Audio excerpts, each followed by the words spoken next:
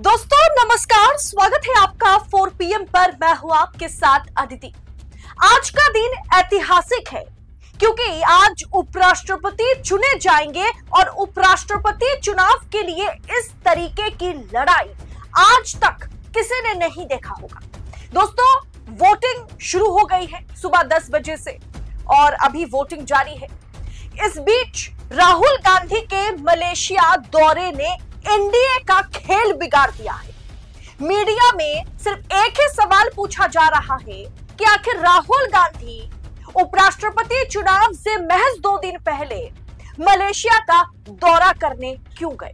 क्या वो छुट्टियां मनाने गए? क्या राहुल गांधी ऐशो आराम की जिंदगी बेचारे जी नहीं पा रहे थे और इसी के चलते वो मलेशिया चले गए?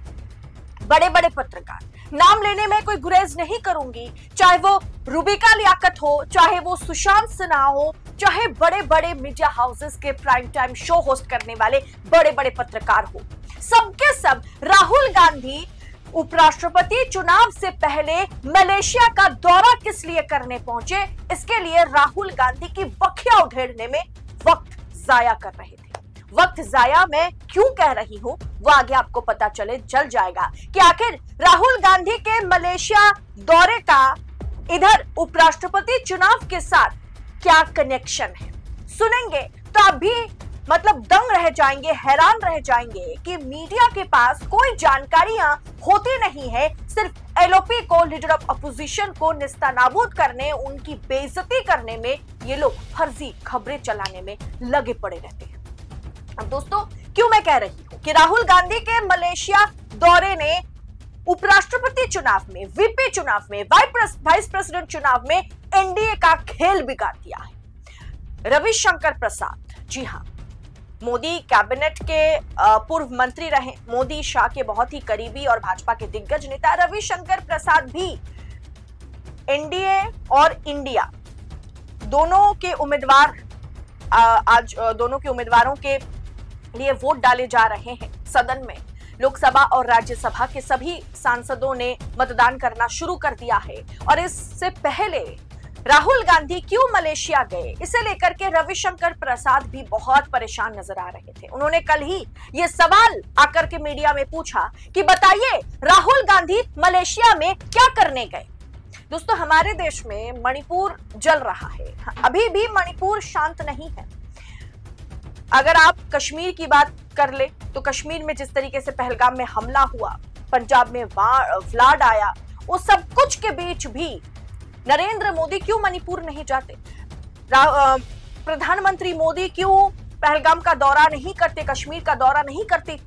इतना बड़ा आतंकी हमला हो जाने के बावजूद क्यों पंजाब का दौरा नहीं करते?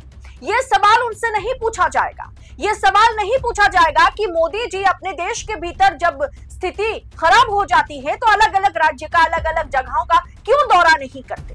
लेकिन राहुल गांधी मलेशिया क्यों गए, इससे उपराष्ट्रपति चुनाव से महज 1 दिन पहले भाजपा के दिग्गज नेता, मीडिया के बड़े बड़े पत्रकार परेशान हैं। इसके पीछे एक बड़ी वजह है दोस्तों। वजह क्या है वो मैं आपको बताऊंगी, लेकिन दोस्तों उससे पहले मैं आपको बता देती हूं कि उपराष्ट्रपति चुनाव का मतदान जो है वो जारी है। इस बीच मोदी शाह के लिए एक बहुत बड़ा झटका जो है वो सामने आया है, क्योंकि हमेशा राज्यसभा में, लोकसभा में बाहर से सपोर्ट करने वाली पार्टीज ने कहीं ना कहीं मोदी शाह का साथ छोड़ दिया है।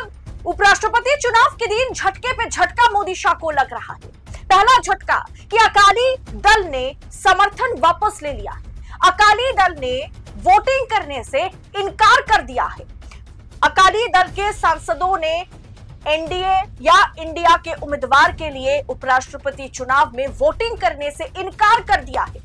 इसके बाद नवीन पटनायक की पार्टी, जी हां, नवीन पटनायक की पार्टी बीजू जनता दल के 7 सांसदों ने वोटिंग करने से इनकार कर दिया है। ये वही नवीन पटनायक की बीजेडी है जिन्होंने हमेशा से राज्यसभा में एनडीए यानी मोदी सरकार के समर्थन में हमेशा से उनके सांसद खड़े रहे। इससे पहले मैंने आपको बताया था कि नवीन पटनायक के पास खुद जस्टिस रेड्डी ने कॉल घुमाया था, समर्थन मांगा था। इधर राजनाथ सिंह ने भी एनडीए के लिए समर्थन मांगने के लिए नवीन पटनायक को कॉल घुमाया था, जिसके बाद नवीन पटनायक ने जस्टिस रेड्डी को इंडिया को समर्थन देने का ऐलान किया था और उसके बाद फिर एक बार भारतीय जनता पार्टी की ओर से एक और कॉल गया था और यह कहा गया था कि अगर एनडीए का समर्थन नवीन पटनायक जिस तरीके से हमेशा से करते आए हैं, इस बार वो अगर नहीं करते तो पूरी तरीके से उनकी पार्टी ओडिशा में टूट जाएगी। पार्टी में फूट डालने का काम भाजपा करने वाली है, जिसके बीच नवीन पटनायक बैकफुट पर आ गए। वो ना एनडीए के समर्थन में है और ना ही इंडिया को समर्थन खुल करके वो दे पा रहे हैं। इसीलिए नवीन पटनायक के 7 सांसदों ने बैकफुट पर आना सही समझा और उन्होंने वोट करने से इनकार कर दिया। इसके बाद किस तरीके से बीआरएस हेड केसीआर को कहीं ना कहीं डराया धमकाया जा रहा था इस चुनाव को लेकर के। उनके भी कई सांसद हैं, 4 सांसद जो है राज्यसभा में हैं। केसीआर की पार्टी बीआरएस ने भी दूरी बनाई हुई है। अब इस बीच दोस्तों, जिन्होंने केसीआर ने भी हमेशा से राज्यसभा में भाजपा का समर्थन किया और उसके बदौलत ही 427 सांसद जो हैं, वोट जो है वो अब तक एनडीए के पाले में रही। नवीन पटनायक के 7 सांसदों ने भी बैकफुट पर आना सही समझा। अकाली दल के सांसदों ने वोट करने से इनकार कर दिया। यानी कुल मिलाकर के एनडीए के समर्थन में जो वोट अब तक पड़ा करती थी, उससे कहीं ना कहीं पार्टीज जो है, सांसदों ने बैकफुट पर आना सही समझा, उचित समझा, जो एनडीए के लिए बहुत बड़ा झटका, मोदी शाह के लिए बहुत मुसीबत की घड़ी आप इसे कह सकते हैं एक तरीके से। वहीं अब आते हैं राहुल गांधी पर। राहुल गांधी की मलेशिया यात्रा आखिर उपराष्ट्रपति चुनाव से पहले उन्होंने मलेशिया का दौरा किया और मलेशिया दौरे ने किस तरीके से कोहराम मचाया हुआ है यह आपने देखा होगा। गोदी मीडिया के पत्रकार पीछे पड़ गए, भाजपा के दिग्गज नेता पीछे पड़ गए। लेकिन अब आती हूं कि राहुल गांधी ने आखिरकार किस तरीके से मलेशिया में जाके खेल किया है एनडीए के साथ, मोदी और शाह के साथ, गुजरात लॉबी के साथ। राहुल गांधी की खबर यही है, सूत्रों के हवाले से तमाम बड़े बड़े पत्रकार ये जानकारियां साझा करते हुए सोशल मीडिया पर नजर आ रहे हैं और कहीं ना कहीं राहुल गांधी की टीम और कांग्रेस के अंदर से यह खबर बाहर निकल के आई है कि राहुल गांधी की मलेशिया यात्रा के दौरान ही टीडीपी के 4 सांसद, जेडीयू के 3 से 4 सांसद जो हैं वहां मलेशिया में मौजूद थे। जी हां, राहुल गांधी का मलेशिया का यात्रा करना उपराष्ट्रपति चुनाव से महज एक दिन पहले, टीडीपी के 4 सांसदों का मलेशिया यात्रा करना उपराष्ट्रपति चुनाव से महज एक दिन पहले, और जेडीयू के 3 से 4 सांसद भी मलेशिया गए हुए थे। जरा सोचिए, बिहार चुनाव के दौरान उनका मलेशिया जाना, उपराष्ट्रपति चुनाव से महज 2 दिन पहले, ये क्या महज इत्तेफाक है?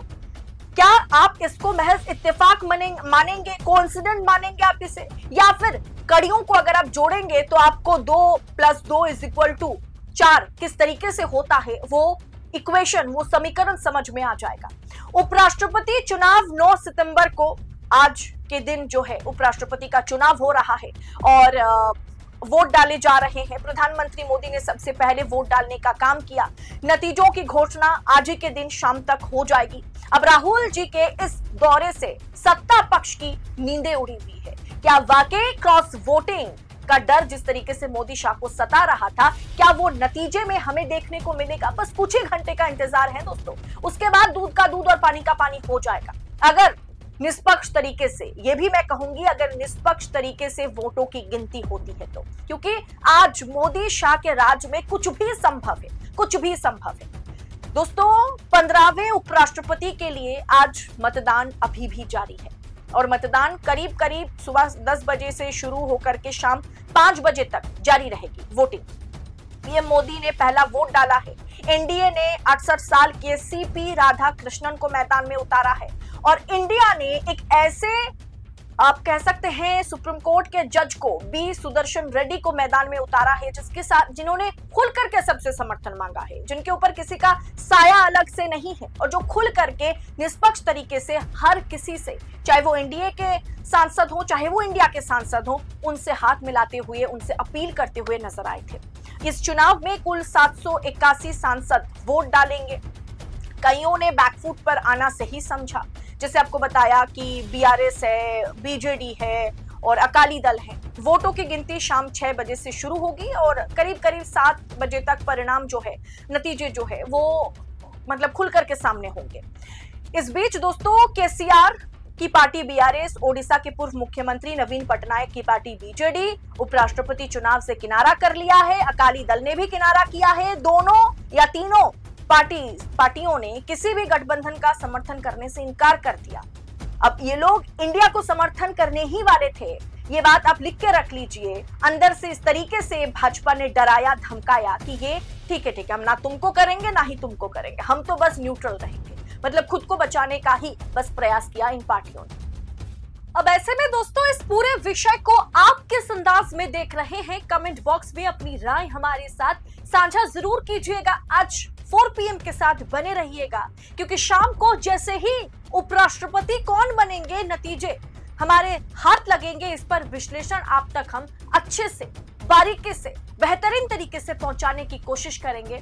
तो 4 PM के साथ बने रहे। पहली मर्तबा चैनल पर हैं तो चैनल को सब्सक्राइब कीजिए, और सब्सक्राइब कर रखे हैं तो चैनल को अब ज्वाइन भी करें। बहुत बहुत शुक्रिया आप सभी का। जय हिंद, जय भारत।